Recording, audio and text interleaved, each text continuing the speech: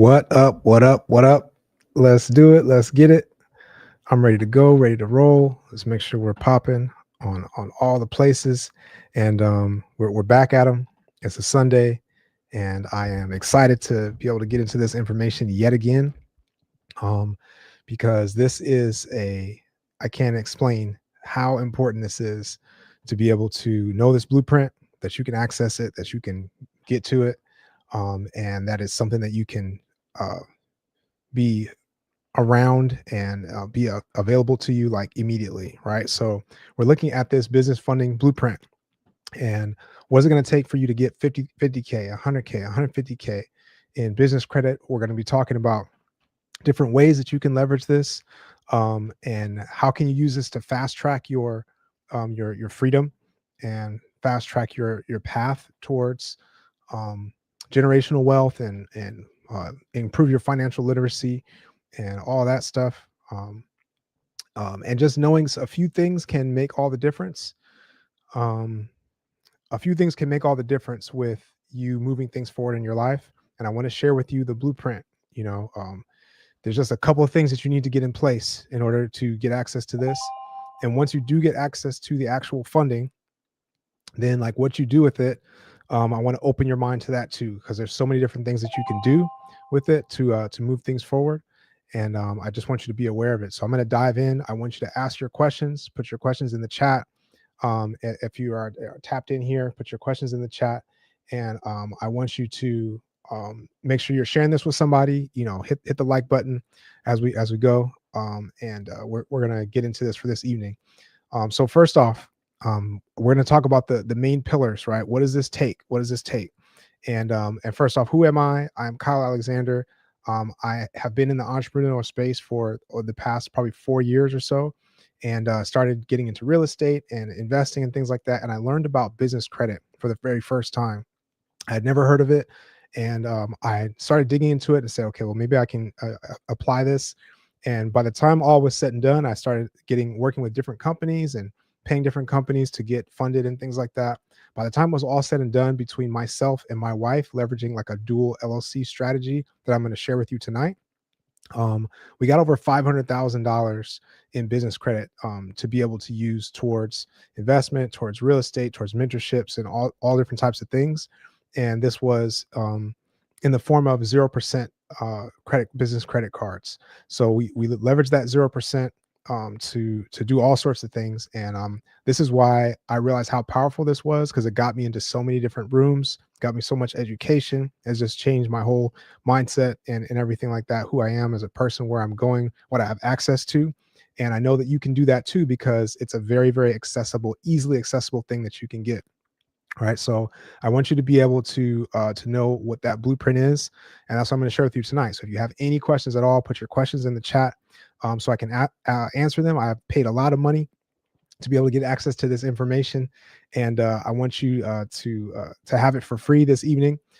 So I'm just sharing this with you. So first off is, okay, well, what does it take to be able to get my first 50 to 100k, 150k? And again, once you leverage these strategies, you can double up, triple up if you're using multiple LLCs and things like that.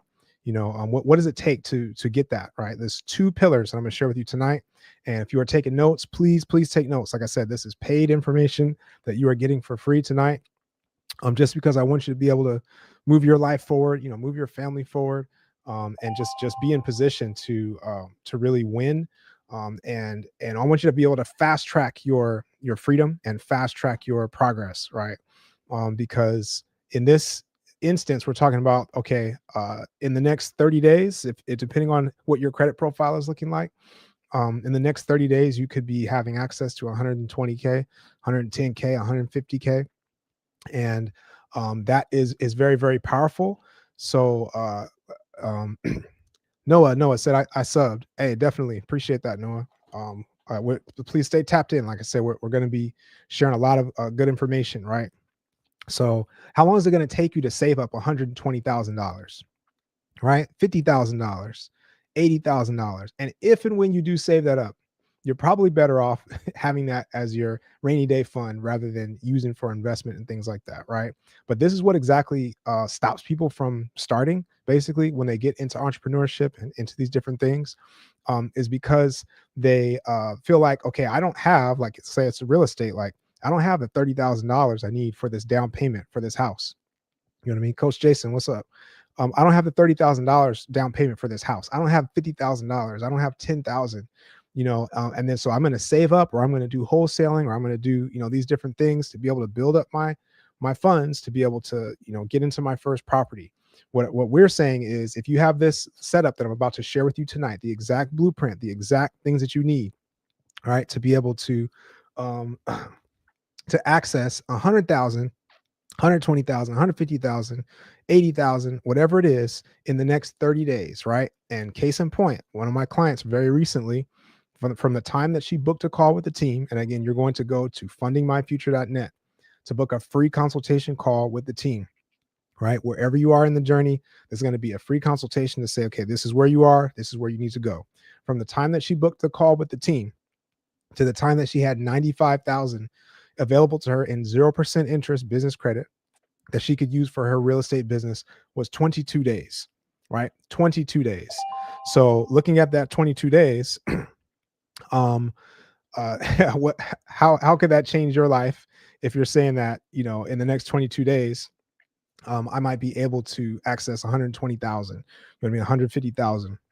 And like I said, if you leverage a dual LLC strategy, like I did with my wife, you can definitely do that. I see a comment that's on here, but it's not on here. But it says, "How about bad credit?" All right. So, bad credit. I'm going to share with you some ways to be able to leverage this if you don't have great credit. But if you don't have great credit, you need to still book a call with the team, right? So I suggest that you book a call, because we can help not only to fix and repair the credit if there's anything bad on your credit report, but we know exactly what the banks want to see on your credit report when it does come time for funding, right? So we're able to add things into your report, or just look at it and just make sure it's well rounded. Again, we're going to go through the exact blueprint of the exact things that you need to know about to have on your personal credit profile and on your business entity in order to maximize your funding. But I am going to break this down. If you're still tapping in, I'm going to see who said that. Impressive professionals. If you are tapped in and you are ready, you can comment ready, and I will break this down for you, the exact ways that you can leverage this if you don't have great credit. Right. So, so number one is, like I said, we can fix the credit. I'm gonna go through it now, just for you right now, just since we're here, right? Impressive, professionals. I'm gonna go through it right now. And Noah, I'm gonna do it for you too. All right. So if you don't have great credit, number one, okay, number one answer is start today on improving your credit. That might not be the answer you want to hear, and there's other answers that are going to be, more actionable. However, start today improving your credit, because two things.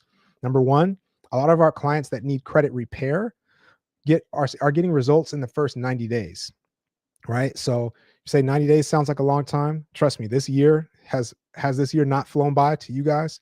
It sure has to me, because before I knew it, it seemed like it was January just, last week, and now we're here. So if we're saying 90 days from now, even if your credit is not great, then we're saying that would be February, February 20 or something like that, and you potentially could be having access to 100,000, 150,000, in business credit. Like that's a trade-off you'd want to make. So start today, and the team can help you with whatever it is that you need removed, and also what you need added, right? Because there's a difference between credit repair and credit optimization, right? Optimization has to do with, what do the banks want to see in your report?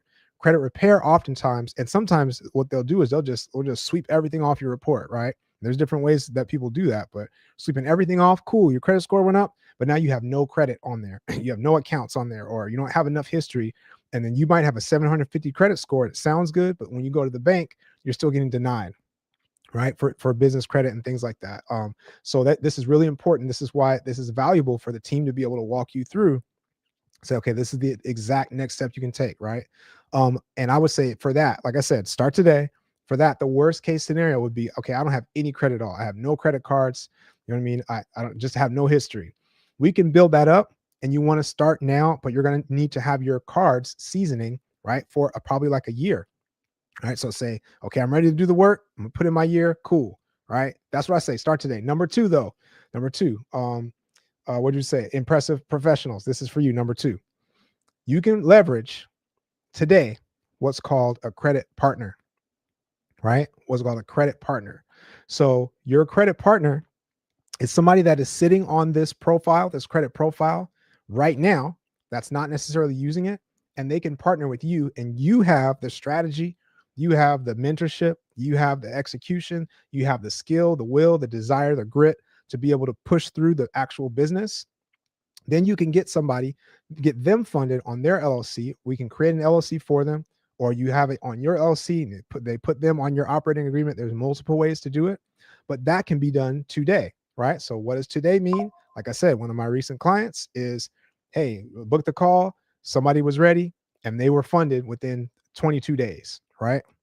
So that's a definite possibility. This is why you need to pay attention to this, take notes on what I'm about to share as far as what's the exact blueprint. So you can look at it and say, okay, for the people that I might know or people I might want to partner with, or whether it's a business partner or a family member or something like that, I know the exact check marks that they need to have. I even know the questions that they need to answer to say, okay, you have this, you don't have this, you have this, then shoot, we're ready to go. That's what I want you to be empowered by, right? So number one, and this for you, Noah, as well, right? So number one was start today, right? And somebody asked, how much is a credit repair? It depends on what's in your report, right? So that's why this free consultation is going to be important, because it's going to lay out, you're going to walk away with value either way, right? From it, but it's going to tell you the exact things that you're going to need to do. And based on how much is in there, how much work needs to be done, then they'll tell you what it is. I can say for sure, though, typically there are payment plan options. So whatever it is, there's like an affordable way to get into it. Okay. So I will say that, but you need to go to fundingmyfuture.net or click the link in my bio, DM me, whatever you got to do to get your free consultation call booked. And like I said, you're going to get a snapshot, an eye opener to like, hey, this is exactly where I am. These are my next steps to be able to get towards funding and to move things forward. If you're just joining in, please share this with somebody. I'm dropping the gems. Like I said, I paid a lot of money for this information. I've paid a lot of money as a client, and I've paid a lot of money as a mentee, right? To be into different groups and to study this information. And I want to share with you the sauce that is working like right now. Like what is most impactful right now that you can access and implement, right? So please share this with somebody. Keep hitting the like button. Let the algorithm know that this is good stuff, good information being shared. And let's keep going, right? So we got the two ways. And the question was, what if I have bad credit? Right. And you said I tried everything, right? And this is where we specialize, because we know the exact blueprint, like the exact things you need. So that's why when you link with the team, you're going to get this is the most straightforward way. Now, like I said, it might take time to get there, but it is the most straightforward way to do it, right? Because our specialty is getting people funded. So it's like, these are the exact things you need to be funded. These are the things you don't need to be funded. You know what I mean? So it's like, you're not having to do too much or too little. We just got it right there. So again, fundingmyfuture.net. I can't emphasize that enough. Get a free consultation call booked right now, right? Now, so that was number one. Number two, I hope this didn't go over your head how powerful this is, but the credit partner.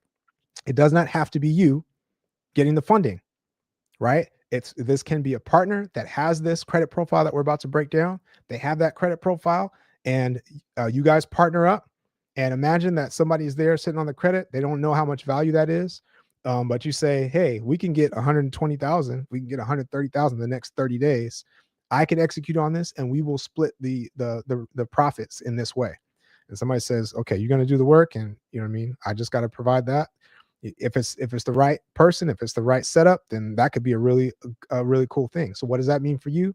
That means you could start today while you work on your credit, right? While you work on your personal situation, your profile, and whatever, start that ball rolling on that timeline. Then you could be taking action and working with someone else, right? So we're opening our minds to say, okay, well, what does it look like to, not just depend on ourselves, right?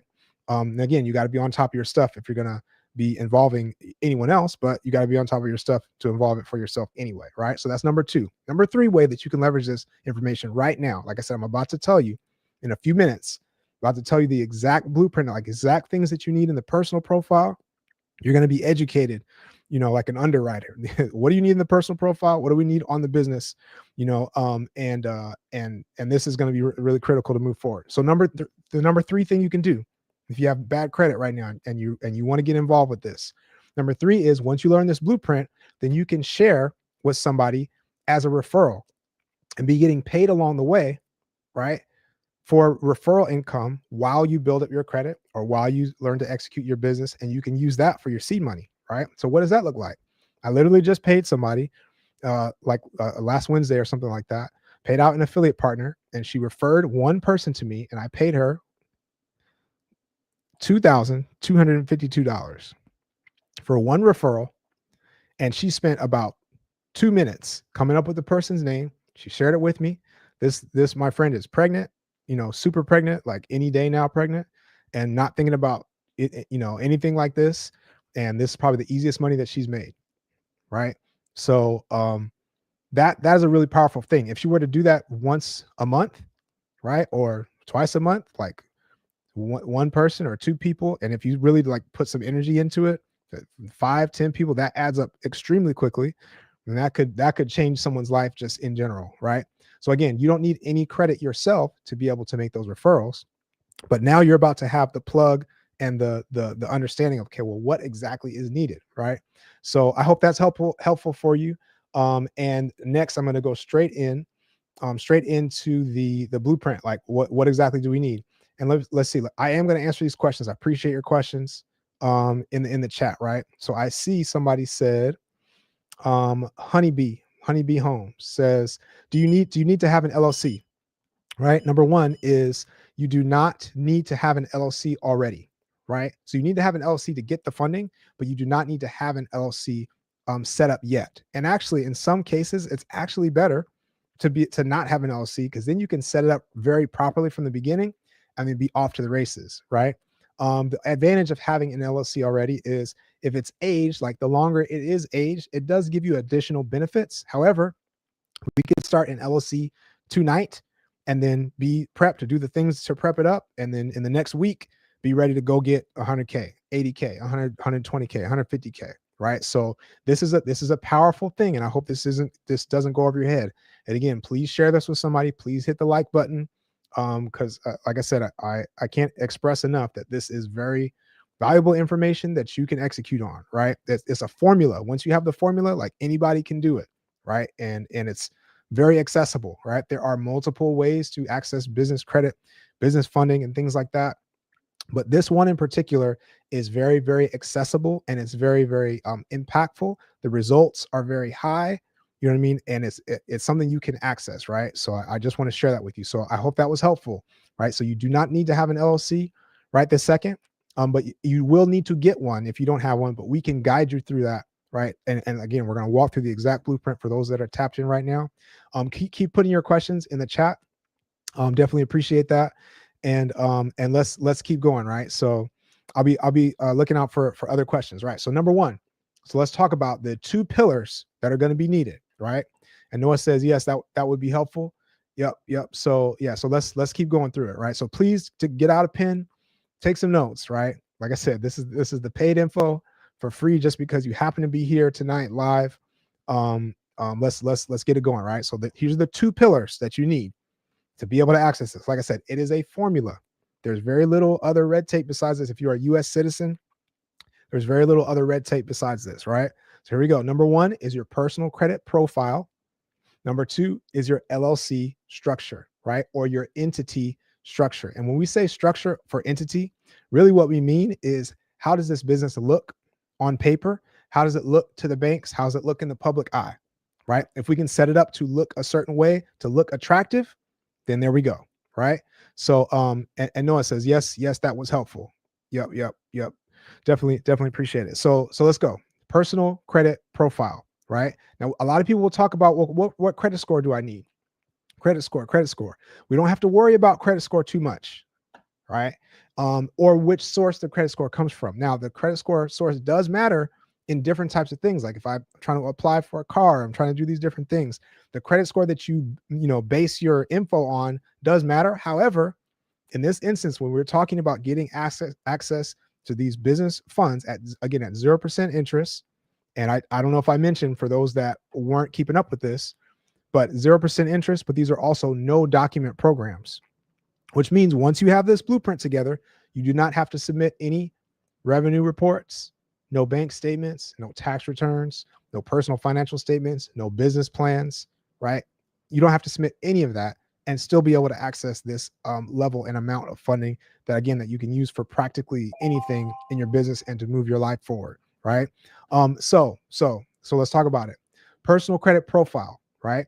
Not just a score. The credit score is made up of things in your profile, and it's a mathematical equation based on certain check marks, right? And what are those check marks? Some of the biggest ones that I'll go through is, the first one is your utilization. How much of your credit are you using? And then late payments, like your payment history. Do you have any late payments? So those two combined are like 65% of your score. The score ranges from 300 to 550. So I guess if I could do some quick math, right? So from 300 to 550, I mean, to 850 is 550 points. And I'm going to say times 60% or 65%. That's 357 points from those two categories alone, right? That your credit score is made up of. Now, here's the trick is, if I have a not a lot of credit, right? Do I have not a lot of credit, and then like I have one credit card and it's got $500 limit, right? And that's all I have, but I've managed it well. I've paid it on time. You know what I mean? I haven't had any lates. You know, there's no other derogatory things. I'm like, but it's just like very thin. You could still have a 720, 750 credit score. And you might think, okay, the advertisement said I need a 680 or I need a 700. I'm good to go. And people go and apply and they're getting denied, right? Because the profile is not juicy enough. It doesn't have enough on it to be able to get into the game, right? Or that the banks want to see. So what do the banks want to see? I appreciate you taking your time with me, because now is the time. Like I said, get a pen, write this down. Here we go. Number one is, you need the number of your credit cards, matters, the length or the age of your credit cards, and the limit of your credit cards. So what's the ideal? You need at least 2 credit cards with $3,000 limit or higher. And ideally, you've had those credit cards for a year or more. That's the bare minimum, right? Now, what's the ideal above that? Is that you've had at least 2 credit cards that are $10,000 or more, right? At $15,000, $20,000. Now, here's another side point you want to write down: is your overall credit limits on all your cards ideally would be at minimum $30,000 total, up to about $100,000, right? So if that is you, and say, okay, before we go into anything negatives or anything like that, Kyle, I do have at least 2 credit cards that have at least 3,000 or maybe 10,000 or 15,000. Put a 1 in the chat. Put a 1 in the chat if that's you. Put a 2 in the chat if it's like, Kyle, I do not have credit cards, or if I do have them, none of them are above $3,000. So let's just see where we're tapped in. Like I said, wherever you are right now, you have the ability to be able to move forward, right? You have the ability to be able to move forward. And if you leverage this information, like I explained, there's other things you can do. So please pay attention. So don't worry if it's like, okay, I don't have that. So we need to start building, and we need to start leveraging the information now, right? So Honeybee Home says, how about a personal loan? So let me make sure I'm understanding you correctly, Honeybee Home. Personal loan, we can help to get personal loans, and especially as a part of the strategy when it comes to getting towards business funding. Now, let me just pause for a second and make sure, just in case anybody does not understand, right? One of the benefits of business credit, like I'm talking about, is when we get access to these funds and access to these business credit cards and things like that, they do not show up on your personal credit, right? The accounts do not show up. The utilization does not show up. So when I get a business credit card for $20,000, right, and I use up $20,000 of it, I use up $20,000 of it. What happens to my personal credit score? Nothing at all, right? Nothing at all. So why is that important? Because I can make moves. I can do all sorts of stuff on the business side and keep my personal credit intact. How do I know?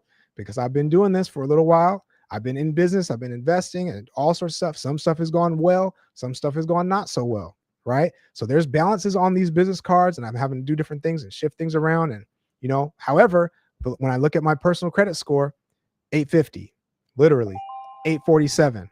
Same thing with my wife. So we've been this whole journey that we've had, all the ups and downs, and we've been able to maintain and protect our personal credit and our personal savings, right? So this is the power of this. So Honeybee Home says, I have personal loans and credit cards, right?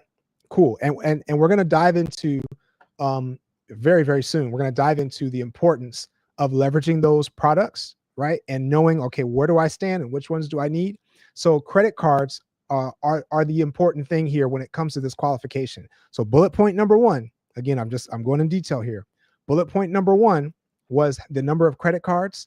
It's specifically credit cards that you have, right? So do you have at least 2 credit cards that are $3,000 limit or more, ideally 10,000 or more? If that is you, then I would say you need to be hopping on a call now. We're going to go through the rest of the requirements, but this is one of these big things. Again, if you don't have it, you need to start today.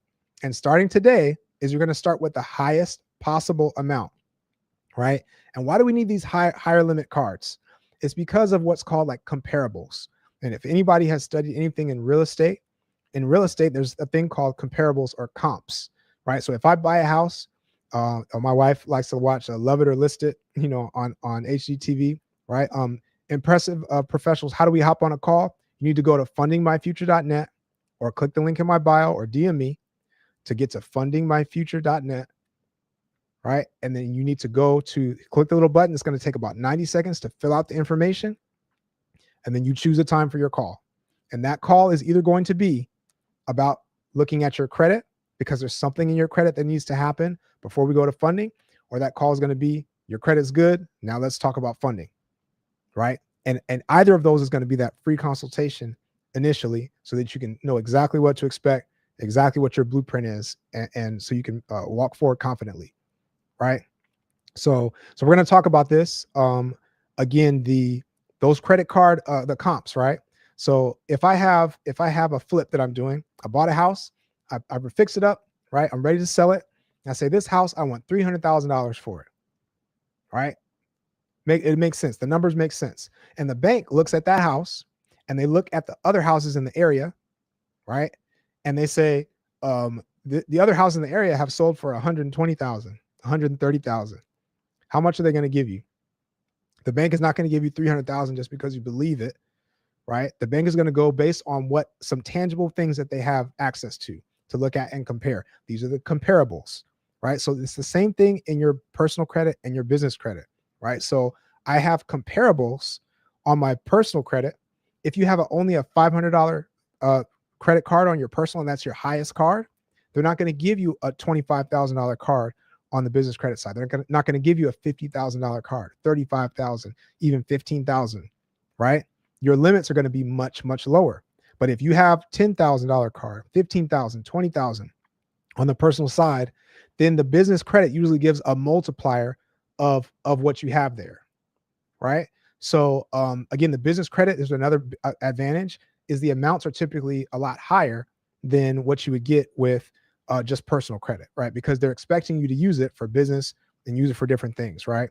So again, if you're just tuning in, put your questions in the chat. I'm answering anything. There's no gatekeep tonight. This is all value for you to be able to take action on and at least have awareness about, can I do this? Am I ready for this? And if I'm not ready for this, then who can I partner with that is ready, or who can I refer so I can maybe get a payout, right? So that's that first point, right? So the credit, I can't emphasize enough how important that is to have those credit cards. And if you don't have it, like I talked about, okay, you need to be building it up now. But building up now, the smartest way to do that is still under the consultation of the team, because we know in this current environment, because things change all the time with the government and the laws and the banks changing their strategies and things like that. Currently, what are the best ways and what are the best places to go to get the most impact on your credit? So there might be a certain credit union that you need to go to get your first credit card or your second credit card that's known for giving out a high limit. So maybe you can get $15,000 or $20,000 or $10,000 if you set up your profile right the first time, the right way, and you can get access to that high limit credit card that now you can start seasoning and letting it sit, letting it work for 6 months, for a year, right? And again, and that's going to be the best way for you to set that up, which is why you need to start now. Like I said, that year is going to pass by, it's going to fly by anyway. But if you start now, you can get that ball rolling. And we talked about the other ways, right? So let's move on to the next. Again, I'll answer any questions that you have. Please put them in the chat. Number 2, right, is your utilization needs to be under 30%, right? Your credit card utilization under 30% at the bare minimum, right? The ideal is it's under 10%. Now, this is both across the board, your total limits compared to your total balances, as well as each individual card, right? Please write that down. A lot of people don't miss that. Each individual card ideally is at that same percentage, right? So even if you do have a $500 card and you're using $400 of it, and it seems like, okay, this is not that much money, but you using up that much of that card does have an impact on certain banks and certain calculations. Okay. So now utilization, we talked about, somebody mentioned about personal loans and things like that, right? So if your utilization is the only thing holding you back, right? Now we talked about how utilization and your payment history adds up to, what did I say? 357 points on your credit score, right? So so your utilization could be the only thing that's holding you back, and it might seem like your credit score is lower than it actually could be, right? Because maybe you're using up your personal credit. And why would you be doing that? Maybe you're doing business, executing on things, and you just got personal credit and you're using it. I just got off a coaching call where I was leading a group, and somebody was in real estate that said, "Oh, Detroit, what's up?"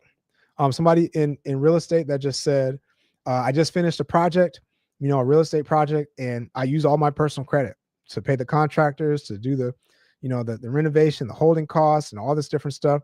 And my credit score is not good right now because I have all these balances on the personal credit." Right now, that person could have been leveraging business credit, getting points, specialized points on these business credit cards, 0% interest. It could have done that and also kept his personal credit intact, right? But for some of you, your utilization is the only thing holding you back. If that is the case, I got some sauce for you. So lean in and take a note, right? So what if your credit score might be in the 600s, might be 500s, you know what I mean? Depending on where that utilization lies, right? If that's the only thing, you don't have any other negatives or any other problems on your credit, here's what you can do. You can take that credit, because that credit score, again, is based on your revolving debt, on your revolving credit cards, the balances on those.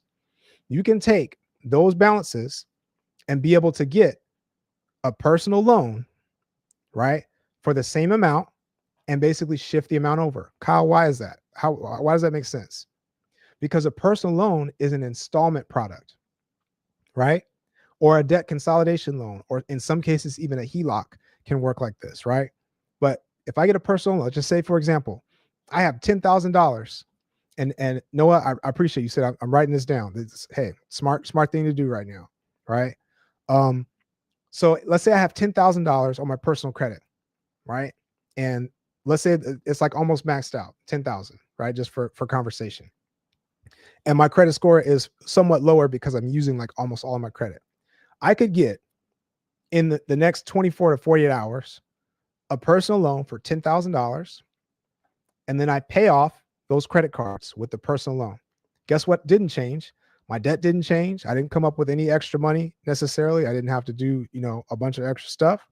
I just shifted it from one vehicle over to another vehicle, right? This is like critical financial literacy stuff, which is crazy because it's just like such a small difference can make such a big difference, right? I'm shifting it from one place to another. And guess what? Because that revolving utilization goes down on the credit cards, my credit score jumps up, shoots up 50, 100, 150, depending on where it was, right? And I've got the balance on this personal loan. The amount I'm going to be paying, benefit number one, is probably lower than what I was paying on the credit cards. Because if you have credit cards with interest, that's probably 20, 25%, 27, 29, 30%.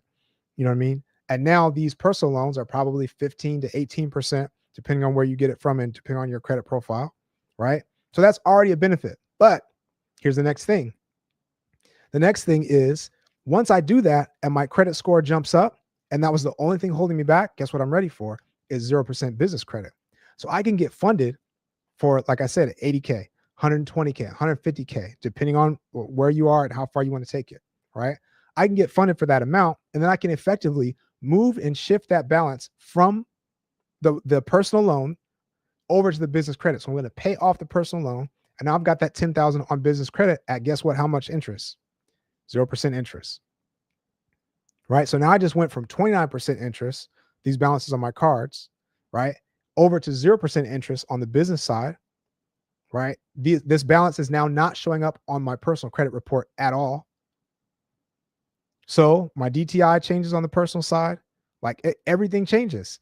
My credit score goes up. I can access all sorts of stuff. You want to be mindful with how you move once you have this, because the inquiries and the accounts and all this stuff, it matters when it comes to your funding sequence and like you getting business funding. So don't just go and start applying for a bunch of stuff. I would say if you're listening to this now, if you're thinking about applying for stuff, just pump the brakes, right? Until you get a consultation, right? Because every move that you make could be extending time or delaying things. So you want to make sure you're moving strategically with this, right? However, I'm just telling you what's possible is you might be one move away. A lot of people are one move away from being able to access that 100K, that 150K, that whatever that is.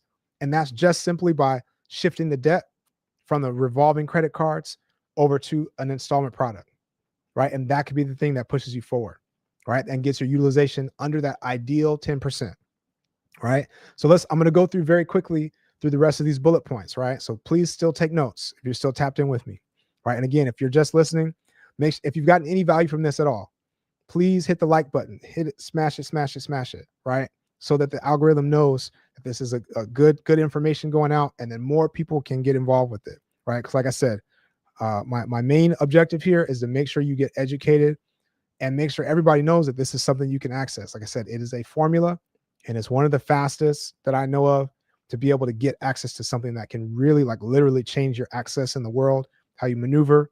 It can drastically change things.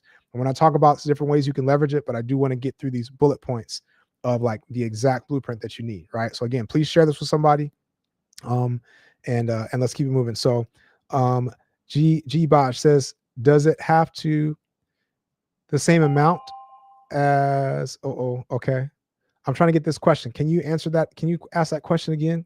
So let me make sure that I understand so I can answer your question properly, right? So let's keep going with that. So that utilization, like I said, is super, super critical.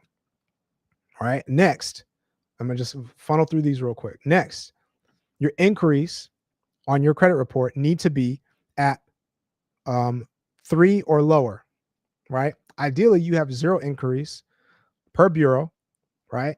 And any increase that you do have, write this down. If it's over 6 months old, it has less impact on your funding chances than if it's under 6 months. 6 months or newer, right? So looking at those inquiries and the way that this works, something I want to share again. If you're not familiar, then the business credit, like I said, these accounts are not tied to your personal credit at all. We're leveraging our personal profile to be able to get our foot in the door with the banks, to be able to access these high limit business credit products, right? 0% interest, all these different things. So we're leveraging our personal, but the accounts don't show up on our personal profile, which is again the power of this. So what is the main way that this impacts our personal credit initially is you get a hard inquiry pulled on your personal credit report, right? Minimal impact to your credit. However, any account that's not tied to an inquiry, that's not tied to an open account on your personal credit report, we have the ability to actually remove those inquiries from our personal credit, right? Through the different laws, and there's different things that you can access for that, right?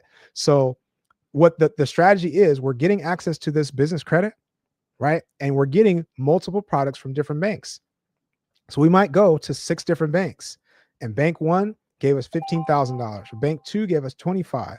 Bank 3 gave us 40, and bank 4 gave us 10, right? And bank 5 and so on. And then it starts to add up. Now, each of those is going to give a hard inquiry on our personal credit, right? So we might have 6 hard inquiries by the time we finish this funding round and funding sequence. What can we do?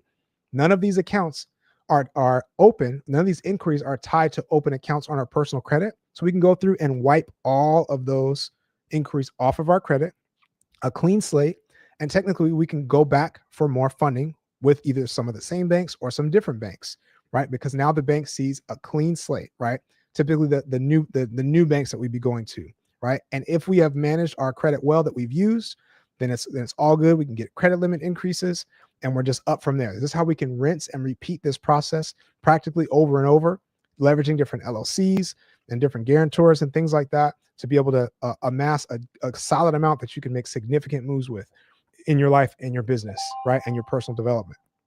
Okay. So that's a quick thing about inquiries, right? So 0 to 3 inquiries. Once we're above 3, the banks start to look at it sideways. Again, if it's older than 6 months, a little less impact, right? If you're just joining, like the main thing you need to do is go to fundingmyfuture.net and get a free consultation call with the team, right? To look at your exact next step. Is there something in my credit profile that needs changing, or is there something on the business, that needs tweaking, or whatever it is? We'll be able to tell you exactly what that is, right? So again, please, thank you guys. Hit the like button. It's a simple thing you can do to help out and help spread this message out, right? And speaking of spreading the message, I have to pause a quick commercial break for just sharing. I explain who I am, and I'm a musician first and foremost. My background is not necessarily in like finance or anything like that.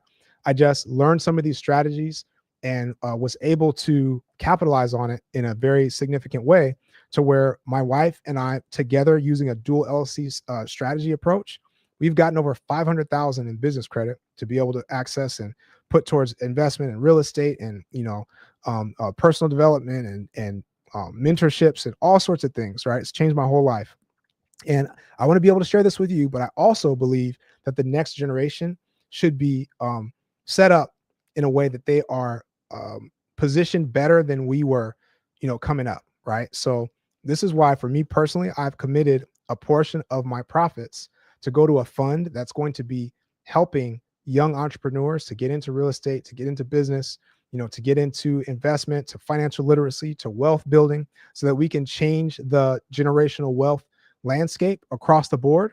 And I believe that rising tide will raise all boats, and just everybody will be better for it. Right. So that's my personal commitment. So if you're working with me in any way, then that's going to be a part of the equation, right? So let me get back to this question from G Baj. It says old 5,000 on credit card, so the loan has to be just for 5,000, right? So yeah, I think you're getting that, G. So if I have 5,000 on my credit card, now whatever you need to pay it down to be between 0 and 10% is the ideal. So if you can pay it down, again, if you have a family member that has 5,000, and you can say, hey, if I do this, in 30 to 60 days, 90 days, I'll be able to have for sure, this amount, and I can pay it back. If you have that, then great. Then you can do it, straight through. A lot of people may not have that or may not want to do it. But if you can get a personal loan, right, for that 5,000, now suddenly your credit utilization drops. Again, it's all in your credit report, but the credit score just calculates the revolving balances different than the personal loan balances or than the installment balances. It's just a thing that you have to know. So once that shifts over, you could potentially be ready for funding if you have these other things that we're about to talk about, right? So let's keep going. And Impressive Professionals said, thank you so much. Talk to the team soon. Yeah, I appreciate it. That's a good move, right? And feel free to reach out to me. I'm kind of here every step of the way if you need something, but the team can definitely get you hooked up. So Marcus Gully, can you borrow $20 for DoorDash? Put your cash up in the chat, right? If you book a call with the team, Marcus, and I see your name come in, I will give you $20 for DoorDash right now. Don't play with me. All right, so let's keep going. So the next is the number of accounts on your report, right?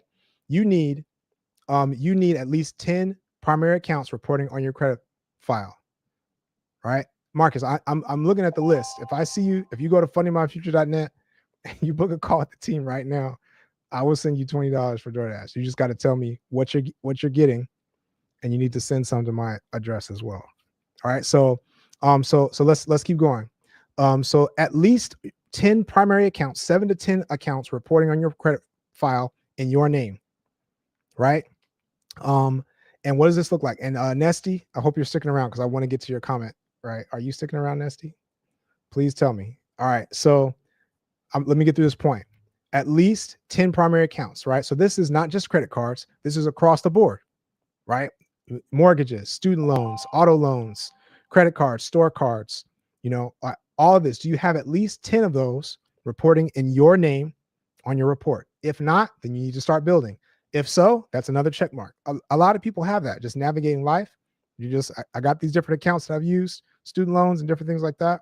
If you got at least 10, then you have enough meat that the bank is like, okay, you have enough experience that we can give you access to this level of funding, right?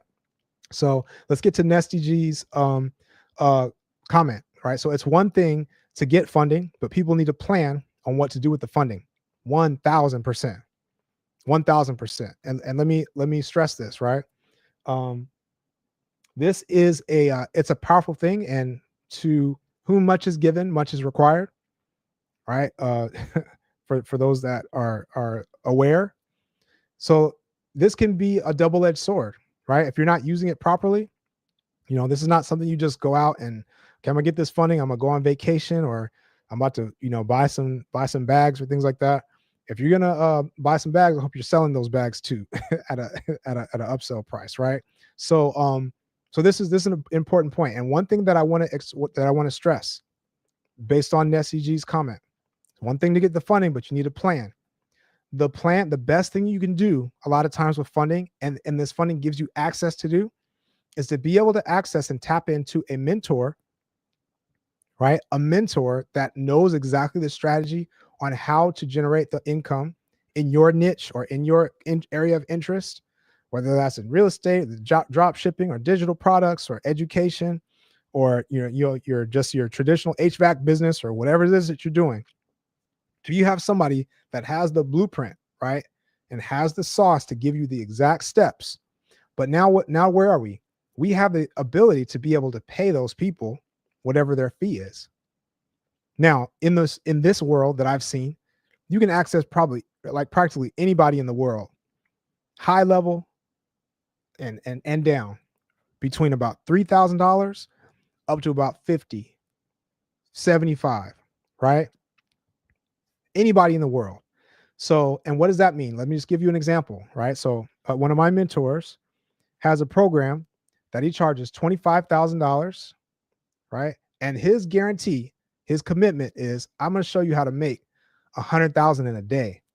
I'm going to show you how to make 25,000 a month. I'm going to show you how to make 50,000. And he's showing his students that are going through and following the steps, that are getting these results, 30,000 a month, 20,000. They ran a challenge and they got 100,000. Somebody had their November thing up and it was $3 million, right? For November. Right. So that's a real thing. But the question is, do you have 25,000 that you are able to just put towards that? Right. A lot of people may not. And what I'm saying is, if you have this blueprint, then you can have access to that, so that out of that 120,000 that we got you funded, you can use 25,000 of it for that purpose. Again, you'd want to be very certain of it. You'd want to vet it, all that stuff. But the access that opens up, just think about that. So you could use the 25,000 for that. And now you have another 75,000 plus to be able to use towards whatever else they need you to execute on. Is there certain software that you need? You need to start running ads for your business.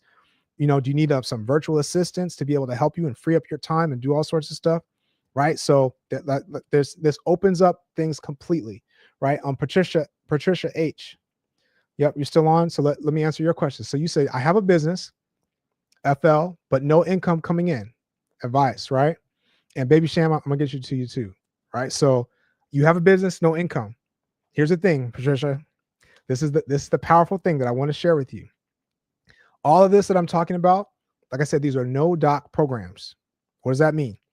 Once you have this blueprint that I just shared, I'm literally telling you what it is. You have the personal credit profile structured, and then your LLC your entity is structured properly. Once you have those two, you can get access without revenue,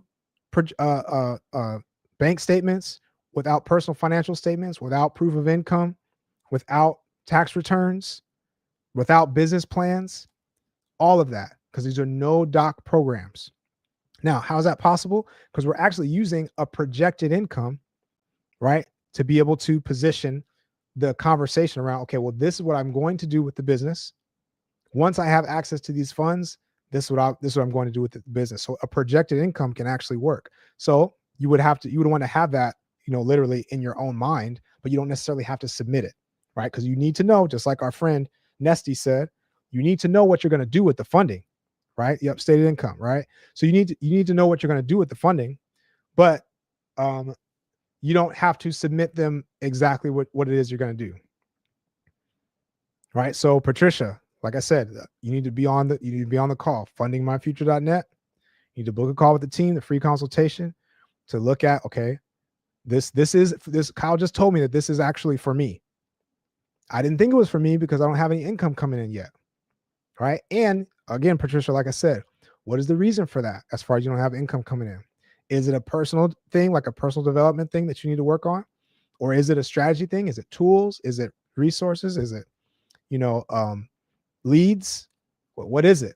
But here's the thing is when you apply that strategically, ideally under the scope of a mentor, when you apply that strategically, then you can get access to that a lot quicker, leveraging these funds instead of having to kind of flounder around and try to figure things out and YouTube things here and there and all that different stuff. You can access that very, very directly, and that changes the entire game. I can't stress that enough, right? It's a whole different ballgame when you have access to be able, when used wisely, to be able to say, okay, I can put, let me just give you an example, right? Real quick on like a virtual assistant, right? So a virtual assistant, there's somebody that can work for you for 40 hours a week, right? 40 hours a week. And let's just say conservatively for $1,000 a month. Okay. It may sound like a lot to some people, but if we're saying, if we made a plan, a business plan, and we said, we can put this in the ChatGPT, right? And we say, okay, what expenses do I need for the next 6 months? How much do I need to just cover this whole plan so I can execute it for 6 months? The virtual assistant at $1,000 a month for 6 months is what? $6,000. So we're saying that in our example, okay, we got 120. We paid somebody 20,000, which is technically a lot, but it's also not a lot depending on your circle. But I paid somebody 20,000 to show me give me your phone number. I want to call you and I want to ask you the questions. So you tell me anything that I have. I want you to tell me exactly what to do to be able to succeed, right? And they know what to give you. But then at the same time, I can say, okay, for 6 months, I can store away another 6,000 of that business credit at 0% interest again, to be able to pay somebody to work for me for 40 hours a week for 6 months, $6,000, right? So what does that do?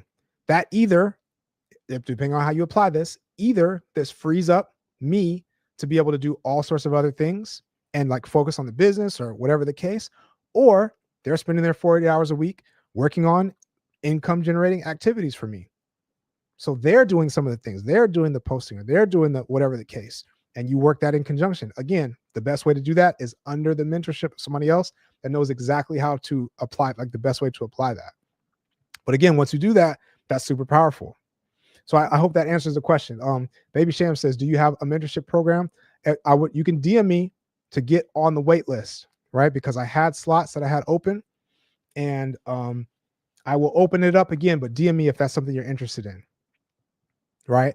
And again, this is that same thing, right? Even if that's me, whatever the price is, if you feel connected, you feel like you're going to get value from it, you can use your business credit to be able to pay for that. It opens up the doors, right?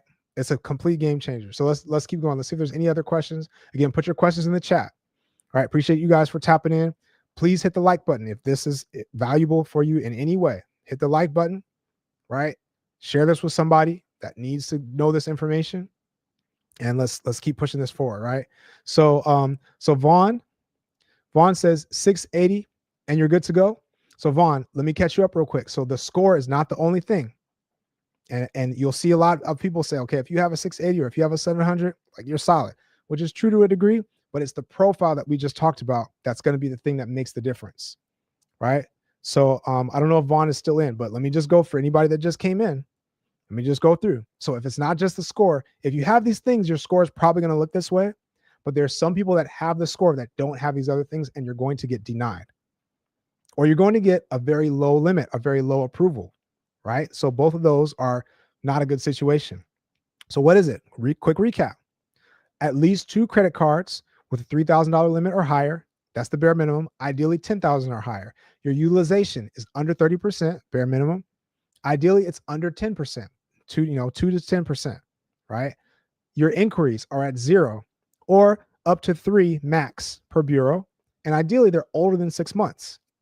Your number of primary accounts you have on your report is 7 to 10 accounts.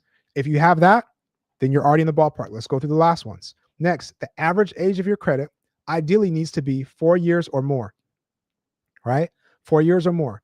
You can look at your credit report, your credit monitoring, whatever you have, and it will give you an average of the age of all of your accounts, right? Across the board. So if it's over 4 years, you're good. If it's over 2 years, you can squeeze in the door, right? But if it's low, there are things you can do to be able to increase the age of your account, right? If somebody wants me to go into that, just let me know.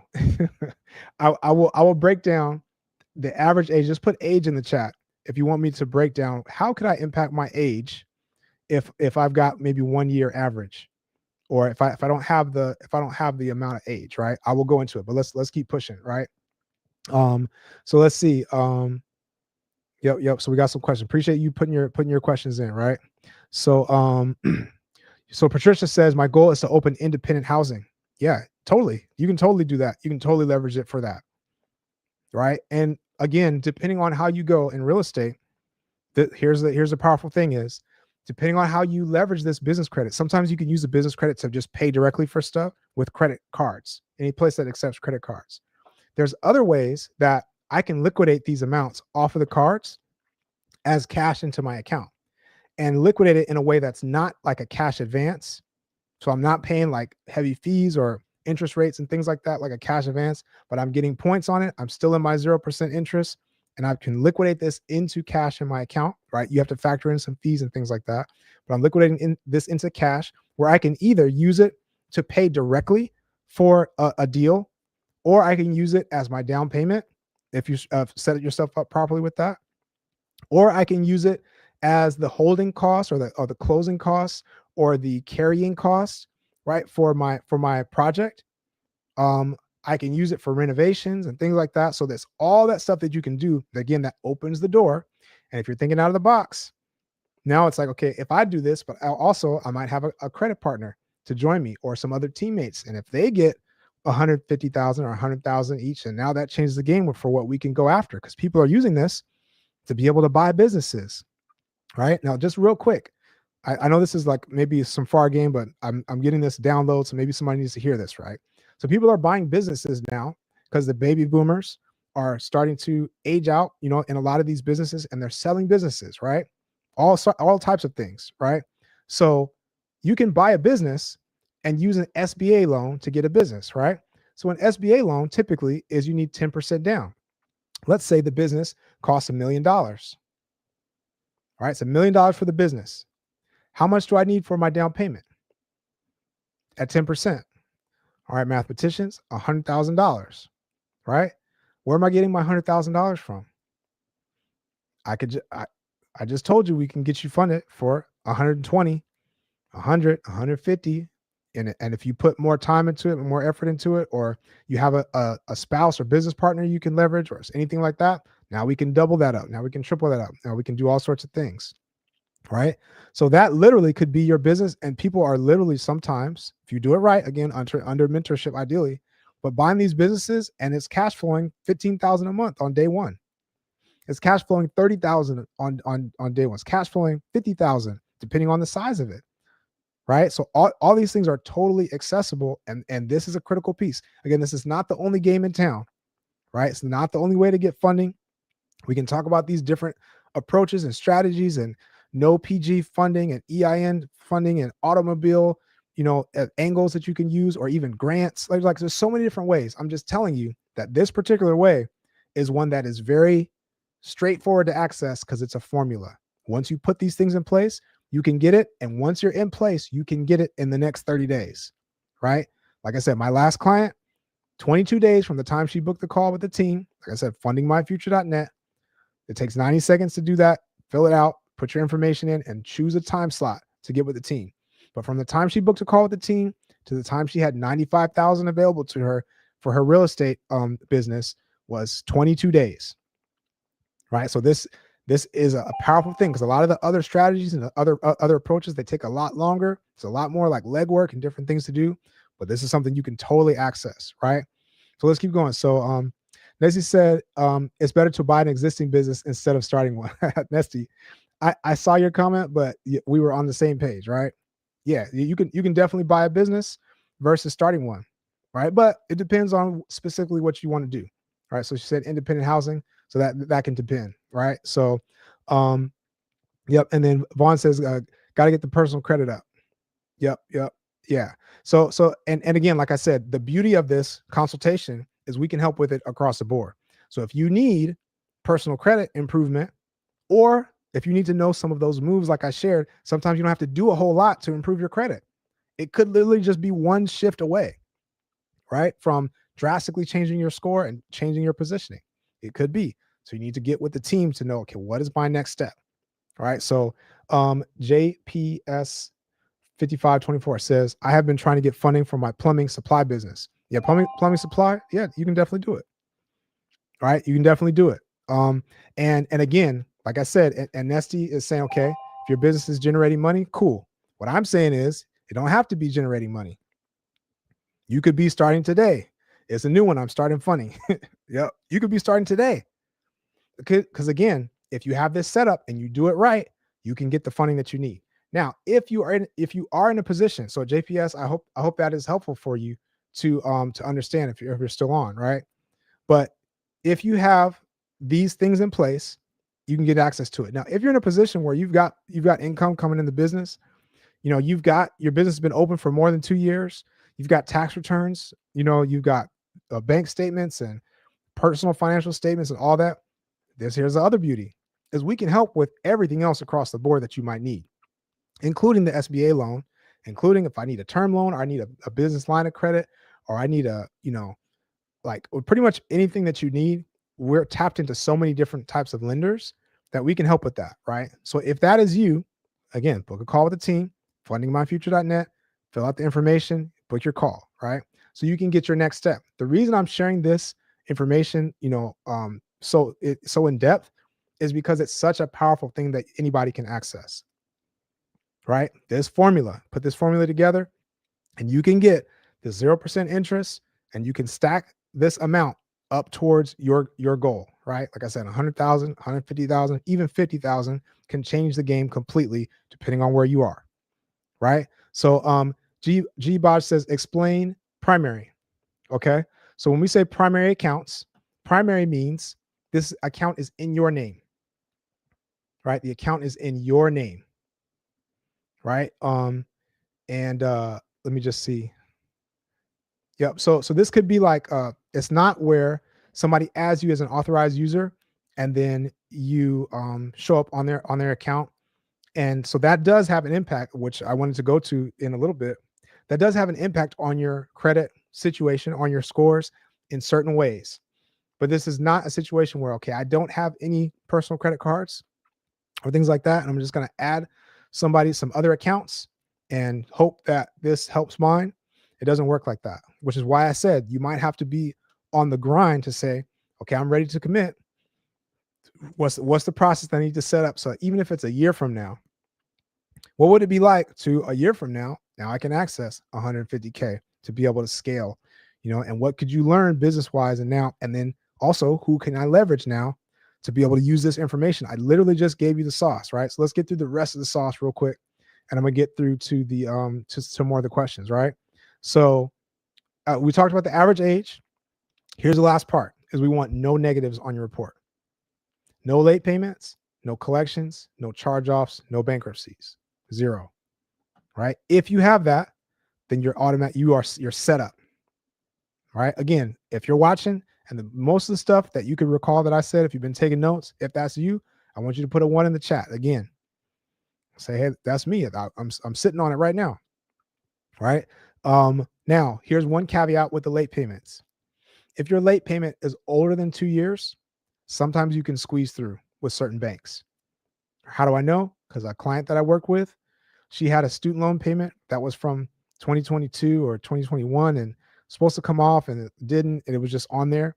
And we went through, and from her first institution and her first round, we still got her 105,000 just in the beginning, 75,000 just from the first institution alone, right? With that exact profile and that exact setup, right? So ideally, everything is totally clean, but if it's older than 2 years, then it can work, right? So let's get through. Let's just pause for the cause real quick and just say, look, that is the blueprint. That's the big part of it. We're going to go through the LLC stuff, but if you have that personal credit profile, everything else can be just, extras to put in. If you have that, then you are solid, right? And you need to be going like ASAP, fundingmyfuture.net, or hit the link in my bio to take you there and get a call book with the team, right? It takes 90 seconds to fill the form out. You can even do it now and jump back on, but fill that form out so you can get your slot booked, right?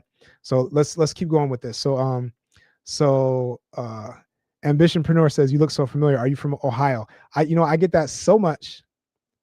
I get that so much that somebody thinks I look like somebody.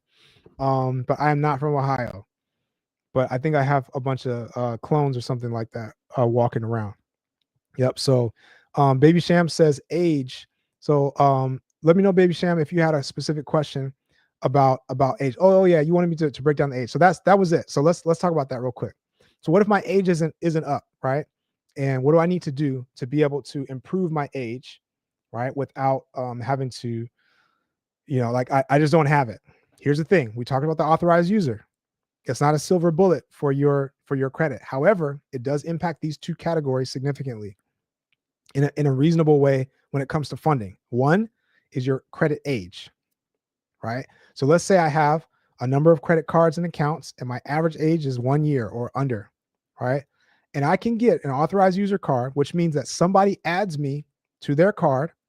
This could be a family member or this could be somebody that you purchase it from. And we'll talk about both, right? But somebody adds me to their card as an authorized user, and that card that they have is 20 years old. It's got a $20,000 limit and they hardly use it. You know what I mean? The utilization is very low. They've never missed a payment. It's got a good history. So when they add me to that card, all that history jumps over to my account. Now, that things that impact the most, like I said, is the age gets added in. So now I have a new average, and there's calculators that you can use. I can point you to them if you want, DM me or something like that. But there's calculators that you can use to say, okay, this is the age of all my current accounts. And if I added this one account in, what would my new average be? And if that new average is now above our threshold of 4+ years, then you're good to go. So sometimes people will do this where they will purchase a trade line to boost that up right before funding. And now we're actually ready to go. And the reason is like the computers are looking at your profile and like categorizing you into certain places when it comes to the underwriting, right? So when you're under a certain threshold or when you're over a certain threshold, the computer is just kind of pushing you through. This is why those trade lines can actually help, because it boosts everything in there. And now you can get over that hump of, okay, well, the average age is over 4 years. So now we're going to put you in this category. You know what I mean? So this is how you can do that, like pretty much right away. This happens probably in about 30 days, whenever it takes time to report to your report. And then that changes the calculation. Here's the other area that impacts is your utilization. So again, in our example, that $20,000 card that we talked about, that $20,000 gets added to your utilization. So if you think our old example before, where I had $10,000 in my credit limit, I was using all of it, right? And if I added somebody's card, that's $20,000 to my $10,000, what is that total? So that now adds up to $30,000 total limit that I have. I was using 10,000 of that balance, and then now I have a 30,000 total. So I just went from 100% utilization, immediately changed over to 33%. Tell me if that makes sense. Immediately shifted over to 33%. So you can add trade lines to your profile to be able to work with the utilization, right? Again, if you don't leverage that play that I said about getting a personal loan, right? And again, the personal loan, the best way to do it is going to be under the consultation, because when you have specific banks and specific approaches to use, sometimes you can max out the results from the personal loan, right? And depending on how you apply, how you go about it, you can still get it, but sometimes the results might be a lot lower. So we can help because again, we're doing this, we're helping people with this, but you can get the exact one that you need to be able to cover the amount that you need in a lot of cases. but that's definitely an option, right?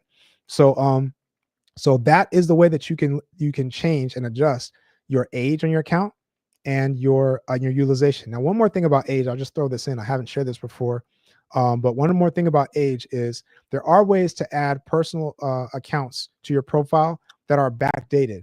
Right. So there are some companies that will do traditionally. This is like in rent situations where you're renting a place or something like that, where I am reporting. It's like literally Rent Reporters and Rental Karma, KHARMA, are some of them, where I can say, okay, I've been staying in this place for 5 years. I've been paying rent consistently. They're going to backdate. Credit Sesame is another one. They're going to backdate my rental history as a credit report, account. Right. So this is another account that I can add that also adds history backdated, which changes my average age. This is a major gem, right? So if I add a couple of those, right, now that can be additional accounts that I can add that can boost me up even further, and I've got backdated history. So if I'm renting a place, or even if I stay with a family member, if I have some sort of rental agreement or anything like that, then I can do that. And sometimes you can backdate a year, 2 years, 5 years, 8 years in some cases, depending on the situation. So that's definitely something that you can do again if you don't have that, and you can add that history and build it up, right? But it just all depends on where you are. So let's keep going through with the questions again. Thank you guys. Please like this, hit the like button so that the algorithm knows that this is good information that's being shared out, and share this with somebody. Appreciate you guys for tapping in here on a Sunday night. And investing in yourself, just with time. I know this is a free session, but you taking the time and having the attention on what I'm sharing, because again, it's so valuable. I want everybody to know about it, but I just appreciate you for taking the time to invest in yourself, right? So check this out. TV says, I'm late here. Do you mind doing a quick recap? Let me see if you're still here. Check this out, TV. You are here, and you're in luck, because I will do a quick recap. And I almost wish that somebody who's been watching, who was taking notes, you should be able to spout off, okay, what are the requirements, for this? And what's the profile that somebody needs to have in order to access this? Because if you do, and you're not ready now, I already shared that there's multiple ways you can leverage this now. Because one, you can get a credit partner, write that down. I can get a credit partner, somebody that has this profile set up, and they can get the funding, and then they can loan those funds either to my LLC to be able to do the business. And again, that's going to be at 0% interest on that side, or they can be a part of my operating agreement, a part of my LLC, but it's going to be the funds are going to be based on their profile, right? So now this is not just tied to just you, and now this is not time limited anymore, because if you have that person now, then you can do what you need to do now, as long as you have, what is my plan to get funded? Do I have a mentor lined up to be able to shorten the time frame, to be able to reduce my mistakes and increase my chance of success, right? If I have that, do I have the skill, the will, and the desire to be able to execute on the business? Do I have the personal development to make sure that I'm not, having mental blocks or anything that's going to prevent me from doing what I need to do, or, time management issues or whatever it is? Am I ready to execute? If that's the case, then the money should not be an issue, right? Because again, there's other people out there that might be sitting on that credit profile and just not doing anything with it, right? And that would be a benefit for them if you're able to execute, and they have the credit that they're not doing anything with, and they could partner with you and eventually get profits from that just for being the credit support. Then that's a win-win, right? Speaking of win-wins, if you're just coming in, like I said, something that I do care about is making sure that the next generation is equipped more than we were. And I do want to start my business on a foundation of giving, right? Because I do believe it's going to come around in one way or another. So I have committed personally to donate and reinvest a portion of my profits towards a fund that's going to be helping young entrepreneurs to get into business, get into real estate, get into financial literacy and wealth building and mentorships and all sorts of things to change the generational wealth landscape, right? So that the future is covered, right? So the funding my future, right? This is the brand. Funding my future is not just for my future, but it's our future in the form of, like, who is that next generation, right? So that's what I want you to be thinking about. So if you're doing anything with me, know that's part of the equation, right? So here, check this out, TV. You still here? If you're still here, I will do the quick recap, right? So what was it? And let me know if you still need it. I'm gonna scroll through and see what else we got, right? If make sure I didn't miss any questions. If I miss your question, then drop it again, right? But I will do a quick recap just for you, because this is like so important. All right, it's so important. Number one is you need at least 2 credit cards with $10,000 limit or higher, right? That's the ideal. If you got $3,000 limit or higher, then you can get in the game, right? Now, what's the difference, real quick? What's the difference between these? When I say what's ideal versus the bare minimum, you can squeeze in the door. Here's the difference, and this is where once I give you this information, regardless of who you work with, you're going to be equipped to be able to have some success. The amount of success will vary based on the approach that you take or who you work with, because depending, like I said, I have some friends and some clients who have gone some different ways, and maybe not, applied all the things that they need to. And there's some companies that will squeeze you through with the bare minimum just to kind of push you through. And case in point is there was a friend that got an approval with a bank for, I think it was 9,000. 9,000 is cool. That's a great amount. You can do a lot with it. However, one of my clients, the same bank and the same card, we got her 50,000, right? 50,000. What's going on, Shauna? Good evening. Yeah, we'll talk about your situation in a second. $50,000 versus 9,000, right? So that's a totally different ball game. Now, if you look at your business and your goals and you say, well, Kyle, I only need 9,000. You know what I mean? If I had 9,000, I would have everything I need. You know what I mean? And some of you are like, I need 100 or I need 150. Like, if I really want to do, make these moves, or I'm looking to buy a business, or I'm looking to do these other things, so you just want to consider that as far as the amount of time and the amount of funding that you can get. That's going to make the difference. So here's a recap again for Check This Out TV. All right. The quick recap is at least 2 credit cards, ideally 10,000 or higher, but 3,000 at minimum, right? And ideally you've had those cards for more than a year, right? Your utilization needs to be under 30%, bare minimum. Ideally, it's under 10% across all your cards, as well as each individual card, right? Your inquiries need to be 3 max. And ideally you have 0 in the last 6 months, right? And 3 max per bureau, right? Your number of accounts that are showing on your report, when you look at the total accounts, is that at least 7 to 10 of accounts in your name. The more, the better. So if you've got 20, 25, or 15, the more the merrier, right? Next is your average age of your credit. Write these down, please. The average age of your credit needs to be 4 years or more. If it's 2 years or more, then you can squeeze in the door. Ideally, you're 4 or 5 years plus. Like we just talked about, there's things you can do to be able to extend or adjust your age if you don't have it, right? Next is no derogatories. That means no late payments, no collections, no charge-offs, no bankruptcies. Unless, the only slight caveat, if your late payment was over 2 years old, right? That means 2023 or older, you can kind of squeeze in with certain banks.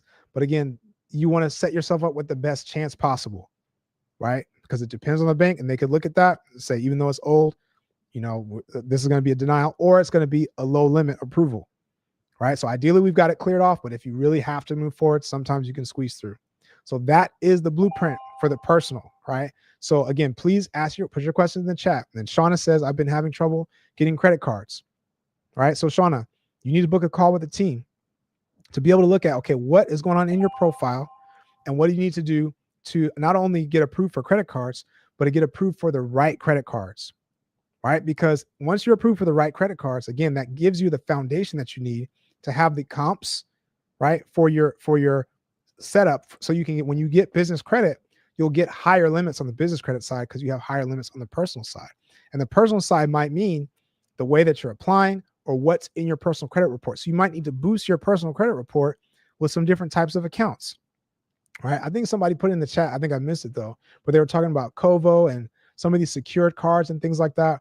Some of those accounts you might have to add. There's these pledge loans you can do to be able to get these accounts on your report and have them show up as paid off, 90% paid off and things like that.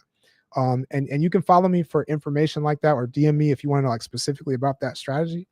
I can share that if that's the situation you're in. But there's certain things you might need to do in order to boost that up. But again, the best thing to do is to go to fundingmyfuture.net and book a call with the team, right? It takes about 90 seconds to fill out the little form, get a consultation book, right? Because you might need to know, like, okay, what specific things do I need to go for or to add, or am I good?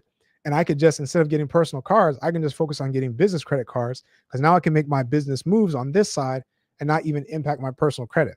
So you might be there already, right? Again, if Shauna, if you paid attention to the things that I just shared, if you check those boxes that I just shared, then you probably need to be moving on. If you don't check the boxes, like I literally don't have the credit cards, then you still need to get with the team to be able to say, okay, well, for my first credit cards that I'm targeting, like, what's the best way to go from where I am currently, from the state that you're in? Everybody's profile is different, right? The state you live in, your goals, whether you're married or not, or your income situation, like the type of setup that you have, like all of this is matters when it comes to getting business funding and basically like pushing things forward, right? So let's keep going. So I want to go through the business entity structure, right? If this has been helpful for you, so just put a 2 in the chat if this has been helpful for you in any way. And then as soon as you do that, I want you to keep hitting the like button, like I said, to be able to share this with more people, and hit the share this with somebody, right? That needs to hear this. Like I said, I paid a lot of money, you guys, for this information, and I want to share it with you for free. Like I said, regardless of who you work with, I want you to have the information, because the more people that have it and can push things forward, my ideal is that you get to the place where you are free financially and you can focus your time and energy just on your God-given purpose. Like what is it that I'm here to do on earth? And I'm not necessarily worried about money to do that, right? And a lot of times business is tied in with that, because it's like, what's the value that we can bring to the world? That's like kind of the definition of business, is like you're bringing value to somebody, right? But what does that look like for you? That's what I want, right? So I want you to be equipped. And like I said, this is such powerful information, because it's literally a formula. When you have those things together, you can get access to it, right? So let's talk about and thank you so much. Check this out, TV. Like I said, I hope this was helpful. Sean, I hope this is helpful, and I hope to see you guys. And who was it that put their I'm gonna save this chat. Who was it that put their is he still here? No. That put his Cash App in the chat. Is he still here? He was talking about, can you get money for DoorDash? I said, hey, if you sign up, then I will send you something. But let's go on with the LLC structure, right? The other critical part. Now, number one, again, please take notes. Number one, for your business entity, it needs to look like it's going to be around for a while, right? It needs to look legit on paper and otherwise, right? So what does this mean? You need a business name that is not high risk. Now, what is a high risk business name? Any name that indicates a high risk industry to the bank. What industries are high risk to the bank? They have different lists that you can look up. And again, this is what we are aware of. So the team knows, okay, the bank likes this or doesn't like this. So in general, just to keep yourself safe, you can have a very generic centralized name. Now, what might that be? A keyword and enterprises, right? A last name and group, keyword and solutions, right? Something generic, right? So the barber surgeon says LLC is already high risk, though. Not necessarily. LLC is not high risk. Well, and let me say this. LLC is not high risk when it comes to if you want access to 120, 150,000, 200,000. If you're leveraging the strategy, like I said, as far as what I did, 500,000 between myself and my wife as dual guarantors on multiple LLCs. So LLC could be high risk in somebody's eyes, but I'm just telling you what I was able to get. And the bank judges you based on the name, because they're going to place you in a certain industry based on the name, right? So if your industry indicates something in there, like depending on the bank, it could be real estate, it could be trucking, there's gambling or anything like that. There's certain things that the bank doesn't like to see, and it depends on the bank. Some banks work with trucking, right? But there's a lot of banks that don't. If anything smells like that, then they're going to automatically put you in that category. And this is even for those of us that know what a NAICS code is, right? NAICS, and these are the codes that are like officially listed, like this is what your business does. Even if you have that officially listed and your name indicates something else, a lot of times the bank will just put you in that bucket anyway, right? And Um, and that can be something that can, mess you up, right? So Johnny's TikTok says, what about retail? Right? So sometimes retail sales, I mean, if you think about it, like, is it stable or is it risky? So here's what you can do. If you're unsure, sometimes you can go through and just say, okay, I have my business, this is what I do. I'm just going straight for it, right? And you get what you get. A lot of times there's a lot of businesses that you're just in the middle. So you'll probably be approved. It might not be the highest amount, but you can do what you need to do, right? However, part of the strategy sometimes is you can set up your entity in a way that looks as attractive to the banks as possible, even to the point some people will create a separate dedicated entity that's strictly for funding, right? Strictly for funding, so that now I've got this thing, it's totally separate. The name, right? All this other information that I'm about to share right now, everything is the way that the banks want to see it. And then I have my other entity that does what I do, my client facing entity, right? So now this new entity that I have can fund or loan funds or whatever. And again, consult your CPA or for the best way to do it. This is not tax advice or legal advice, but a lot of our clients are using that to be able to fund whatever other businesses that they have. And then you can just do whatever you need to do with your business and you have this one set, right? So let me go. This will make more sense when I go through it, right? So let's talk about it. Again, if this is valuable, I want you to keep hitting the like button, right? Because the other people need to know, and this is the way that the algorithm tells that this is good information. And please share this with somebody that needs to know, or share it with your whole list, right? So the business name needs to be not high risk, and the safest way to do that is to have a generic centralized name, right? Now, number 2 is your business address is really important, right? If you have a brick and mortar place, great, right? If that's you're in a different place than a lot of people, if you run a brick and mortar spot, just use that, right? If not, your options are pretty much, I have a virtual address, I'm using my home address, right? Pros and cons that we're going to go through right now. The most important thing is, one, you don't want your address to look, smell, or bark or quack like a P.O. box. Banks don't like P.O. boxes because it screams uncertainty, because it's something you can just start and just disappear on or abandon tomorrow, right? And they want to invest in security, right? The banks are very protective. So this is why, if it looks like it's going to be around for a while, then that's much better. So a virtual address is like almost a glorified PO box in a lot of cases, right? So because you're just getting a mailbox at a certain place. Now, how can you mitigate that if you have to have a virtual address? There's one thing that you must check. Please write this down. I have a video on this that you can look up on virtual addresses that explains this in detail, right? But please write this down, is that you need to check the address against the USPS zip code lookup to see a particular line item that says CMRA, which is Commercial Mail Receiving Agency. If the address that you have, whether you purchase it from, iPostal One or you got it from Regis or whatever the case, you just need to double check it. You put the address in that zip code lookup, and you're going to see a line item that says CMRA. If that says yes or Y next to it, then that's a big problem, because that means that that address is designated to send and receive mail for people. Detro, how do you do that? Google USPS zip code lookup. And you're going to have, it's going to be a little thing. It's going to say zip, yep, on USPS. So you can just go to Google and just put USPS zip code lookup, right? When you put that in, you're going to get to the address that you want to put in. Now you put the address into that site, right? Whatever address you have. Let's say you got it from, or whichever one that you're considering. So you can look at the ones that are being offered to you. Again, whether this is a virtual address, whether it's a registered agent, and we're going to talk about very briefly, we're going to talk about these options that you have, right? But Detro, you're going to look up that, you're going to put that address in there. When you put it in there, it's going to give you some line items, right? A lot of different little things. And one of those is going to say CMRA, and it's going to have something yet next to it that says Y or N, yes or no. If it says yes, that means that address is designated as a commercial mail receiving agency.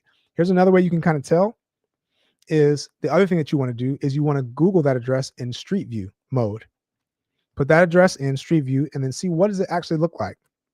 When you look at that address, does it look like a nice office building? Or a lot of these CMRAs, it's going to be a Staples or like a 7-Eleven or something like that. Right? So that's a problem. So if somebody does look up the address that you have submitted and they see that it's a Staples, that is clearly you do not operate your business out of this place. It's super clear. Right? If you have a virtual address that is a nice office building, then it's much more likely that you have your actual business running out of that place. All right. So this is a approach that's important to understand right now. For a lot of reasons, banks are starting to look sideways at different virtual addresses, especially if the address line indicates that it's a post mailbox or PMB. Sometimes you have PMB 1000 or something like that in your address field.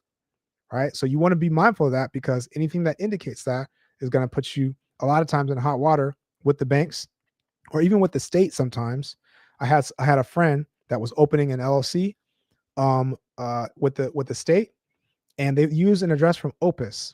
Right. Opus is a very well-known, respectable virtual address company. They got good products. However, that person used that Opus address to try to open their entity in Maryland. And the state of Maryland says you cannot open this because it's a post mailbox.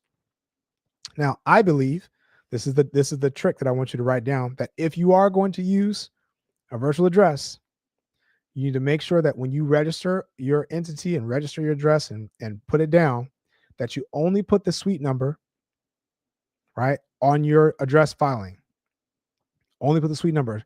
So you're going to get from the company, it might be 123 Main Street, Suite 300, PMB 1002, right? Or box 1002, right? Or number 1002. Just leave off the PMB part. And when you register, again, with the IRS, when you register with the state filing, when you register everywhere, Dun & Bradstreet, every place that you do it, we want it to match across the board. And we want to only put the suite number. Now, how does that work? Is when you have the suite number, and your business name is on it, and you receive a piece of mail at that place, depending on the company you're using, more than likely, and this has just been in my experience, they recognize your business and attach it to your account and will still send you the mail that you need to get, even though your box number isn't on there. And what this does is on the other side, it just makes everything look more legit because now it's just a suite number, right? So it's just the whole suite. It is what it is, right? So this sounds like a small thing, but all these things can add up to those nuances that make the difference in those approvals, like I talked about, right? So this could be the difference between a $5,000 approval and a $25,000 approval, right? Difference between 10,000 and 50,000. Difference between 3,000 and 22,000. So and again, all these things add up. So if you're just joining, and I hope this is helpful for you guys, but if you're just joining, make sure you like this. Make sure you share this with somebody, and you need to go to fundingmyfuture.net to book a call with the team, right? It just takes a few seconds to fill out the form and then choose a time slot, right? And even if there's for some reason you don't get a time slot, somebody will reach out to you or just DM me, right? But you need to go there and book a free consultation call to know what is your exact next step, right? So I can't stress a business address enough. Now, I've been saying, if you choose to get a business address, somebody's been paying attention to that. What do I do instead of a business address? Instead of a virtual address? Well, very recently, a lot of our clients have been getting funded for the max amounts in this strategy by using their home address, right? Now, you'll hear a lot of people say, okay, don't use the home address for any of this for multiple reasons, right? One might be privacy, and two might be your funding opportunity or your approval, or, they're not going to look at you seriously as a business. Now, there's a few things about that. Let's talk the seriousness part first. So one, again, for this level of funding, you can leverage the home address to be able to get, like I said, in the next 30 days, depending on if you have these check marks that we just explained, 100K, 120K, 150K, 80K, Like you can access it even with that. Now, if you start to go really, really big league, you say, I want a very, very large line of credit or a very, very large loan or a very, very large, which is probably down the road for a lot of people, then they may want to see, okay, do you have a physical business location that's a legit office space? You have keys to it and things like that. However, because of COVID, a lot of people started running business from home and things like that. So it's become a lot more acceptable. And again, banks like Stability, if you put your home address, then this is a place that they know where you are, frankly.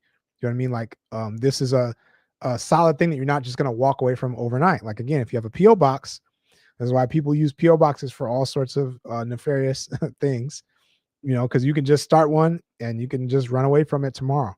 It's a low stakes. So the lower the stakes, the more uncomfortable the banks start to feel. All right. So I hope this is making sense, right? So what about privacy, Kyle? Right. So what if I hear you saying that I can get the max funding potentially with a home address, and that just means that you run into the least issues when it comes to this portion of it, as far as I'm getting 0% interest and I'm stacking these funding products to be able to get up to 100,000, 150,000, different things like that, right? Leveraging my home address. If I use a virtual address, I can do it, but the risk is higher of getting a lower limit or getting denials in some cases, depending on how it's set up or depending on how the banks could just change their minds tomorrow about how they're doing it. And I'm just telling you that we've noticed that things are shifting in how they're treating virtual addresses. They're being a lot more tight. If you are going to do it, make sure you do the check that I just said with the USPS. Absolutely no chance if it's a CMRA. That needs to go out of the window completely. If it looks like a nice office building, and if that CMRA is no, then you have the best chance to be able to move forward. A lot of times, these ones from Alliance and Opus and things like that, they can work, but I think you have to set it up the right way so that it's not just communicating that this is a post mailbox, right? Now, next, again, we're talking about business entity structure to make it look as good as possible, right?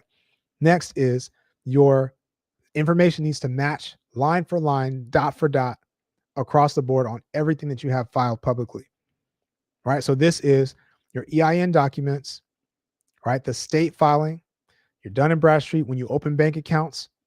The way you put the LLC name, the way you put the address needs to be exactly the same. To the point of, if you have Suite 300, like I said, and on one filing you have STE 300 for the IRS, and then on the articles of incorporation you have SUITE, that can be a difference. Why? Because any difference in spelling, these computers are looking at the different things, right? These computers are looking at it. And when the computer looks at it, if there's any difference, it can classify this as a totally different business, right? Super quick story is I got jury duty in Maryland, a couple weeks ago. And when I got there, they told us, you need to look at your credit file and see how many names and addresses are reporting to your report, right? Because if you have more than one name, like maybe you got remarried, or if you have more than one address because you've been moving around, anytime a name can match with an address or a different name can match with address, you can get multiple because the computer thinks you're more than one person. This is the same thing with business funding when they're looking at businesses. So it can look like just more than one business. So which one are we funding, or which one are we dealing with? Now, when that happens, the computer gets confused. And a lot of times that confused means no, right? It means a denial. It means a low limit, or we're pushing you to a place where you got to submit these different documents and things like that. And you can just make the easiest path for yourself if everything matches across the board. So whatever you decide to use, make sure that it matches, right? So next, let's go through these quickly. So again, put your questions in the chat. This is a no gatekeep night, which is all nights for me. But I want to give you the information, right? So please take advantage of this and put your question in the chat. Again, hit the like button. If you're getting value from this, just keep tapping it to bring some awareness for this to some other people, right? So next is you need a dedicated business phone number, right? Something separate, something legit, something official, right? If you have a toll-free number, that's great. If you use a local number, you can squeeze by with a Google Voice, but Google Voice is going to have its limits at a certain point. But again, if you're talking about just this stack, you say, Kyle, what do I need to get at 100K, 150K at 0% interest? You can squeeze by sometimes, unless the bank is going to change their mind. The safest way to do it is say, okay, I'm going to get a Grasshopper line. I'm going to get a dedicated phone line, right? Or I get an 800 number or something like that. And this is something that you're going to have to pay for, right? So there's going to be these investments that you make in order to set yourself up for the max funding, right? So next is going to be your business website and your domain-based email. Now, website doesn't have to be crazy. This is a landing page that looks clean, that has your business name, has your business logo. If you don't have those things, you can get them created. You can go to fiverr.com, Fiverr, and just hire somebody to make you a landing page in, a night, in 3 hours for $20 or $15 or something like that. And you can get a landing page created with your domain that you purchase, and just simple and basic, some stock imagery that looks good on there. Maybe it's got a little mission statement or something like that about the business. Now, here's the thing about this website and this positioning. I talked about in the business name, for those that were paying attention, I talked about in the business name, we want it to be as generic as possible. If you can, in any way, shape, or form, gear what you do towards these industry types, which is anything about consulting, anything about marketing, or anything about like education, whether that's online education or otherwise. Those are like the safest places to be when it comes to positioning for funding. All right. So whatever it is that you do, if you can position it towards that, then fine. Now, some people, the easy way to do it, again, like I said, you can have a separate entity that's designated for funding, that's got that set up like fully the way that the banks want to see it, and you roll with that. You can have a separate website. So I can have a website that's very generic, right? That has my generic business name, and it's got my information. It's got the address. It's got the email. It's got the phone number listed on there. Maybe it has a picture of you as the founder or something like that. And then this is the site, right? Now I have another site that's my client-facing site. So this is the one that has got my, my PO box listed if I do that, or my virtual address, and it's got whatever name that I want to choose and whatever things that I want to put in there. It's free reign, because I'm not necessarily pointing the banks to this one. I have something for them that's going to be the max possible results, right? So next, once you have that website and that domain, you need a domain-based email address. Again, something that is legit. So you want to ideally, you're not going in with the Gmail. You're not going in with the Yahoo. You have a domain-based email, and that's just going to position yourself better, again, to look like as legit as possible on paper. It just puts the bank at ease. When the bank's at ease, their pockets open up, right? And the funding starts flowing. Now, the last thing is your online business presence. So this means that when somebody Googles your business or looks you up, does it show up? Right? Because any normal business that's legit is going to show up online. So is it on Google? If I Google your business name, what happens? Hopefully, when you've created your website, and I didn't mention that you can get an AI website created if you use GoDaddy, right? You can do an AI website based on one of those categories that I talked about, or whatever category your business is in, and it can generate it like a landing page like pretty quick. So you can do that. You can even generate the logo. If you need a logo create, you don't know what to do for the logo, just put it in there, and you have something that looks good and looks legit. All right. So does it show up on Google? You can do Google My Business and submit your information there. The Google panel, you can find ways to submit your information so that it shows up there. Right. Does it show up in Yelp? Submit your business information to Yelp. Right. Ideally, you have a couple people that can put some reviews on your Yelp page. Again, this is another thing that just shows up, that if somebody were to do a quick check, which they do sometimes, if somebody were to do a quick check, then these things show up, and it just makes it look a lot more stable. Right? Does it show up on Bing? You can submit your information to Bing. What about on 411, the 411 listing? So you can go to listyourself.net, right, and add your information so that your business shows up in 411. You can do a paid one for nationwide, or you can do a free one for localized. right? So you have those couple of things, and now your online presence, it shows up, right? So put a stamp on it. Those of you that have been tapped in for a while, we just went through the entire blueprint, right? And as simple as it sounds, if you have these two things, the personal credit profile and this business entity structure, when you have those two things combined, now you are ready to be able to access, like I said, 50K, 100K, 150K, depending on who you work with, right? And how you go about it. But you are able to access something like that's setting yourself up with the most success possible.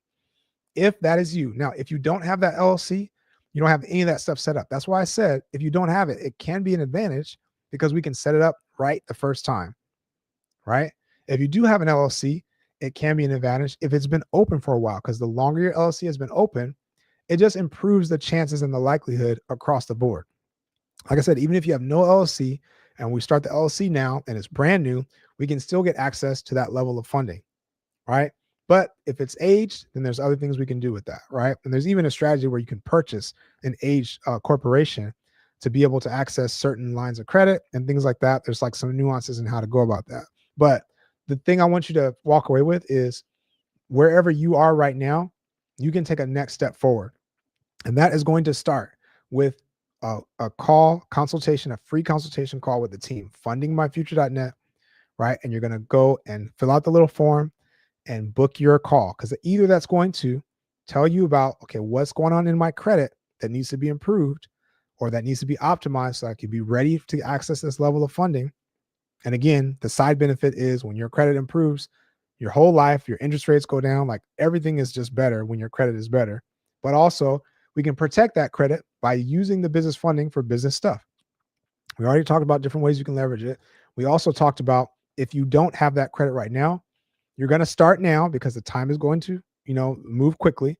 So you are going to start now, even if it's going to take a year or if it's going to take 6 months or if it's going to take 90 days. Like I said, most of our clients that need help with credit are seeing results in up to 90 days, right? So if that's you, you start now. But then if you want to take action now, then you can leverage a business partner, a credit partner, right? To be able to hold that position. Or you can start leveraging referrals. And like I said, you can be making $2,000 to $5,000 a month just from referring one or two people, right? 3 or 4 people, and if that starts to add up, that can add up very, very quickly. So you can leverage this information wherever you are now, like the blueprint that I just gave to you for free. You can be leveraging that in multiple ways. Personal credit profile, business entity structure, right? So I hope this was helpful. So please put your questions in the chat. If there's any final questions before we wrap this up, I want to make sure that you are as equipped as possible. I want to express again that, like I said, my stance in life in general is that like abundance. You know what I mean? Like everybody can win. There doesn't have to be any losers. And I love win scenarios, right? Where there's value going all around. And one of those things that I want to plant into the world is to be able to make sure that the future, the generation coming behind us is going to be better equipped to be successful, right? So that's why I have personally committed to donate and reinvest a portion of my profits to a fund that's going to help young entrepreneurs to get into business, to get mentorships, to get seed money and different things like that, to push things forward so that we can change the generational wealth landscape and everybody will be better off. So again, if you're working with me in any capacity, then that's going to be a part of the equation, right? So but this formula that I just gave you, like I said, it is a formula. It's something you can leverage and something you can use to push forward, like literally right now. All right. So again, I hope this was helpful. And please tap in, follow me. I'll be going live like this. You can look at my other videos. If you have any questions, feel free to DM me. But I hope you will take advantage of the free consultation call, fundingmyfuture.net. Fill out the little form and jump in there. And we will see you guys next time around. Much love. Appreciate you.